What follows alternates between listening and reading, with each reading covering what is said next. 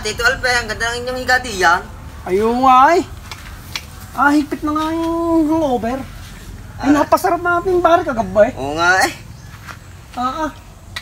Ako'y nagpakuha pa ng ng isang case na Red Horse. Ako din yung nagpakuha kalahating case ng Red Horse. Oo nga eh. Yung isa namang Tito Julius, hindi... Kahit isa, hindi bumili Nalasing nga ng libre. Oo nga Paano kaya ngayon? Gusto ko pa naman bumari. Balita wala ko akong kakurta-kurta ngayon. Naku, ibalita ko. Sabi sa akin ng Tito Julius kagabi, sasahod daw siya ngayon. Pakinig ko nga yun yung pag-uusap kagabi. Ayun nga Ano kayo magandang gawin? Ikaw gusto mo kang bumari ngayon. Tara tayo, babarik tayo mamaya. Kaso ikaw may kurta. Wala nga rin akong kwarta. Ganun na ang gawin natin. Ano gawin? Pag si Julius ay nakita natin, sumang-ayon ka na lang sa aking sasabihin. Sige ho. Julius! Pare ka nga. Bakit na?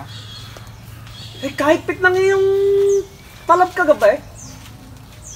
Oo nga lasing na lasing ka Ako? Oo. Alam mo kung ikaw ay binuhat namin dalawa ni Sam. Papunta sa inyo, sa inyong bahay. Wait. Hindi ko alam yun. Wala kang alam-alam. Wala. Sagpit na yung lasing. Ngayon ba? Ikaw nga, di mo alam na kinagpakuha ng dalawang case na Red Horse.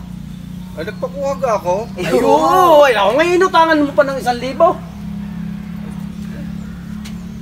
Alam mo kayo kimiutang sa akin. Hindi. Ngayon ko ngayon. Tama.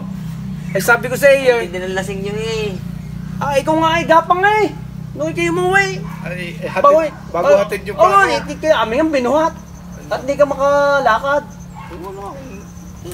Siya.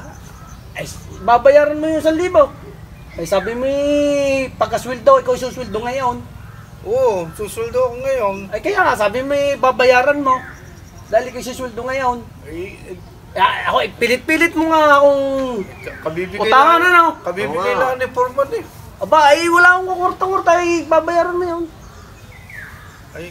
Nagpabili pa nga ako kayo Magkano kayong inutang ko? 1,000. 1,000? Ayun.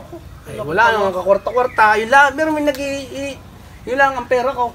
Ako Inutang mo pa. Nagpabili kayo Kabibigay lang ni Forman Babarik-barik ka bago hindi mo pala kaya. Siya, babayaran mo 1,000. Tama. May 1,000 pala ako din dala Siya.